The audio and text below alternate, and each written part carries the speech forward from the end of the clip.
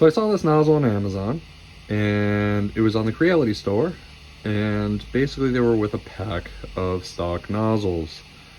It was an extra $3, I think, for this coating on it, and the coating was described as more durable, harder for filament to stick on it, good for up to 300 C, and overall just a better upgraded nozzle. And that is their exact words, as upgraded. As you can see, the coating is already coming off. It is a PTFE coating, and when I looked it up, it's supposed to help for things not to stick to it, and it's supposed to be very durable. Obviously, you can tell that is not the case. I've already complained to Amazon and already got a refund for these. These are horrible. I would never buy these again. There's only one place this belongs, which is in the trash.